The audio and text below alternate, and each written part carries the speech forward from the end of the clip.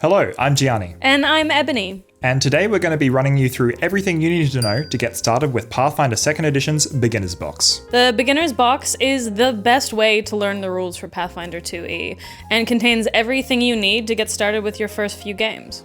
If this is your first step into Pathfinder 2e or tabletop in general, then we recommend you check out our other video, What You Should Know About Pathfinder 2e, to get an idea of the foundations. This video will be broken up into 3 parts. First, an overview of everything in the box. Next, a rundown of what you'll need to know if you're playing as a hero, such as preparing your character and your character sheet. Then a section for people looking to run the game, the Game Master or GM. Finally, what to do next if you've finished the Beginner's Box and are looking for more Pathfinder 2e. We won't be covering virtual tabletops in this video, but if you want to learn more about how to play the Beginner's Box virtually, check the description for some super useful resources. If you are picking up the physical box, here's what you're going to get. An intro sheet that tells you where to start if you're playing solo or with a group, as well as the contents of the box. The Hero's Handbook, which contains a brief explanation on how to play the game and create characters, as well as a solo adventure to learn the rules if you're playing by yourself. 4 pre-generated character sheets that are filled out and ready for play. 6 blank character sheets if you wish to create your own heroes. 6 player reference cards, which contain helpful information for playing the game. A set of 6 color-coded polyhedral dice for the group to share. The Game Master's Guide, which contains a play-by-play for a short group adventure and the rules you'll need every step of the way, as well as general game mastery instructions for running any Pathfinder 2e game. A double-sided flip mat for the adventure, which you can use dry erase markers on. The full set of pawns and bases for heroes, non-player characters, and monsters. And finally, an information sheet about what you can do after the adventure. They've also thrown in a little bit of information about Sirenscape and using immersive sound in your games, and there's a sound set just for this adventure. We also recommend bringing pencils, erasers, and paper available for everyone to scribble on. And some extra dice if you have them. Now, it might seem like there's a lot to absorb up front, but that's okay. Just like any game, it'll take a little bit of time to learn the ropes and wrap your head around everything. Don't stress about doing everything right on your first session. Pathfinder is about sharing a fun experience with other people, and that can mean different things to different people.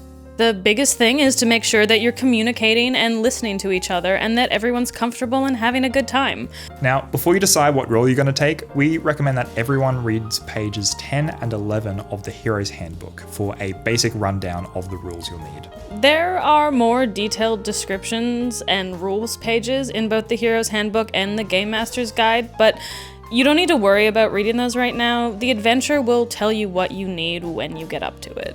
If it's your first time playing a role-playing game like Pathfinder, then you may also want to read page 9 of the Hero's Handbook for an example of play that gives you an idea of how everything's meant to flow. And now it's time for the fun part, choosing what role or character you're going to play. If you're looking to go on quests, defeat monsters, and become a seasoned adventurer, then you might want to play as one of the heroes. First, you'll need to decide if you want to play as one of the pre-generated characters provided in the box, or if you want to make your own. The pre-generated characters are Valeros, the fighter, Ezran, the wizard, Kyra, the cleric, or Morrisson, the rogue. If you want to dive right in, we recommend starting with one of these. Your character sheet is sort of like a snapshot of your character. Who they are, what they can do, what they're good or bad at, and so on. On your character sheet, you will find a section about what that character is good at to help you decide. A quick reference of the dice types, action types, and proficiencies. A completely filled-in character sheet. An explanation of the sections on your character sheet. A table with all of the equipment that they're carrying. Details of all their special abilities or spells. And a brief bit of backstory to help you to get to know them better. Before you begin, it's a good idea to read your character sheet carefully, to get familiar with where everything is and what it means. It might look like a lot of numbers, but you don't need to memorize them all. Your GM will call for a number and it will be there on your sheet. Making your own character is a bit more involved, but it's a lot of fun and probably the best way to get to learn the rules of the game. Start by grabbing a clean character sheet and turning to page 12 of the Hero's Handbook for a really great step-by-step breakdown for creating your character from the ground up. This should take about 15 minutes, unless you're the kind of person that never leaves the character creation screen or actually plays the game, like I do. Don't worry about optimizing or getting the numbers right too much. Just focus on the kind of story you want to tell with your character. Pathfinder 2e is nicely balanced, so as long as you're filling out things correctly, then the math should take care of itself. Once you have your character sheet, you are ready to go. And here are some additional tips for getting the most out of playing. Some numbers you will want to pay attention to are things like your hit points. That's how much health you have. Your AC or armor class is a good one to know because that will determine if something can hit you or not. And you'll also want to get familiar with your attack bonus, be it melee, ranged, or spell, as it's going to help your combat flow a lot smoother. The player reference cards are a great way to track your actions and check rules like dice rolls, basic actions, and on the back rules for some common conditions you might encounter. 2E's 3-action system is amazing and lets you do a lot on your turn, but if you're new to the game, and especially at level 1, it can be hard to know what to do with all of your actions. It's rarely a good idea to attack 3 times on your turn, as the multiple attack penalty means that you're going to be taking a -5 to hit on your second attack and -10 to hit on your third attack. If you want to get creative with some of your actions, we highly recommend checking out the skills section in the handbook. There's a lot of things that you can do with all the skills that you have on your character sheet. Try feinting or demoralizing an enemy before you attack to lower their defenses. You can move around the field to try and flank or take cover. Yeah, or you could even try more aggressive actions like grappling or disarming your opponent or tripping them to the ground. These do come with a multiple attack penalty, but if you manage to get them off first, then it benefits your whole team. Another key action to know about is recall knowledge. You can use this to gain information about things you might have encountered, and you should always feel free to ask your GM about your surroundings and the circumstances that your character is in. Combat in Pathfinder 2e can be particularly challenging if you're coming from another system, and it's important to try and work together as a team to overcome challenges together.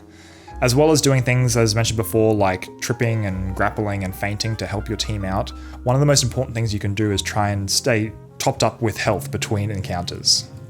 Anyone trained in medicine can use healer's tools or just steal Kyra's to treat your wounds outside of combat and make sure that your whole team stays healthy. Now, if you like being the holder of secrets, the world builder, and the monster mastermind, then you might like to play as the game master. As the game master, you'll have advanced knowledge of what's planned in the adventure and help facilitate the players as they explore it. In order to prepare for the game as the game master, you will need to read through the Menace Under Otari adventure at the start of the Game Master's Guide.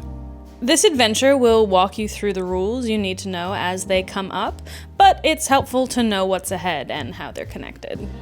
One thing to note is that typically each encounter is designed to introduce a new concept or mechanic, such as enemy weaknesses or resistances. It's not necessarily going to call out what that might be, but it's definitely helpful to try and note it down as you're reading through. And the adventure is split into 2 parts, the upper and lower level of the dungeon, so you may wish to consider about how you want to break up your sessions and prep time around those 2 levels. When you're ready to start the game, you can unfold the flip mat onto the side with the first level. It's not really a big deal if the players can see all the rooms. They won't know anything about what's in them, but if you want to keep a bit of extra mystery, you can cover them with paper and reveal as you go. Get all the pawns you might need for upcoming rooms and set them to the side. Let each player place their pawn in the starting room as directed, and you're good to go. Now that you're set up, here's some things to help your game run smoothly. In the back cover of the Game Master's Guide is a really helpful page which has a lot of useful information and tables like experience points, identifying creatures, and most importantly, difficulty classes. If you're coming from running a different system, it's really important to know how the DCs work in Pathfinder 2e. The numbers are very finely tuned, and these tables are your friend. Yeah, and another common mistake is that there aren't just straight attribute checks in Pathfinder 2nd edition. So things like strength checks and dexterity checks don't exist. And that's because proficiency plays a really important role. So every check you should be making should have a proficiency bonus attached to it. If the party gets into a spot of trouble, and it is very likely that they will, you might need to know how to handle some pretty dire situations. Firstly, the rules for dying and the wounded condition are on page 70 of the Player's Handbook. It can be hard to know how far to push your players in combat, but the encounters in Pathfinder 2nd edition are pretty balanced unless their luck goes pear-shaped. As mentioned in the hero section, we recommend giving them plenty of time between rooms to rest and recover. It's always a good idea to talk to your players before starting a session and get a sense of their expectations. Are they wanting a hardcore game to challenge their skills, or are they wanting to just have fun and sort of get a feel for the system? If it's their first time playing Pathfinder 2nd Edition and the beginner's box, it's likely the latter, so if things get grim, it's probably okay to pull a few punches. You don't always have to be playing the monsters at optimal capacity.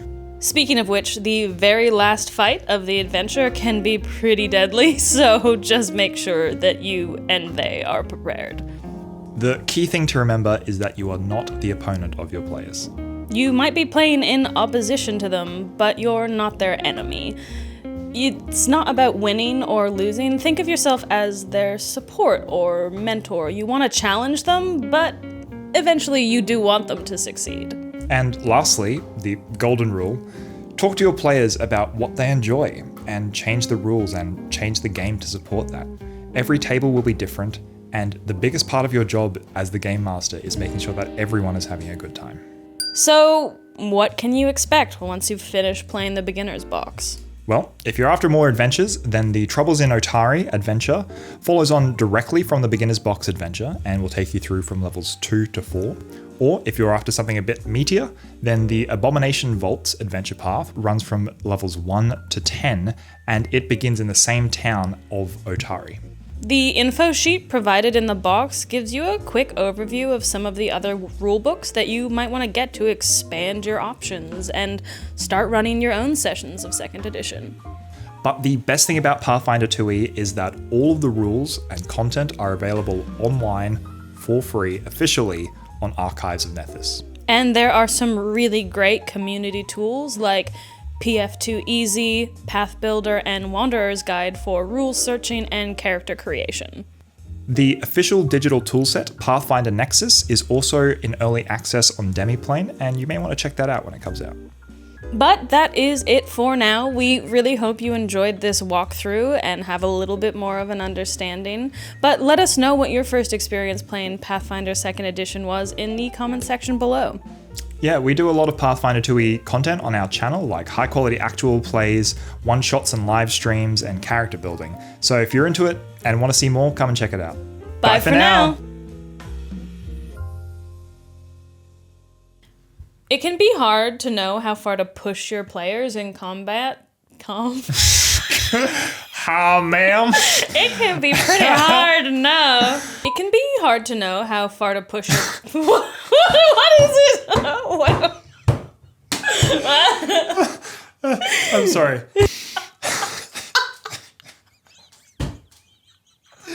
Come on, man.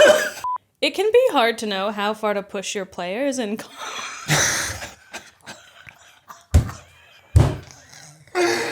Why?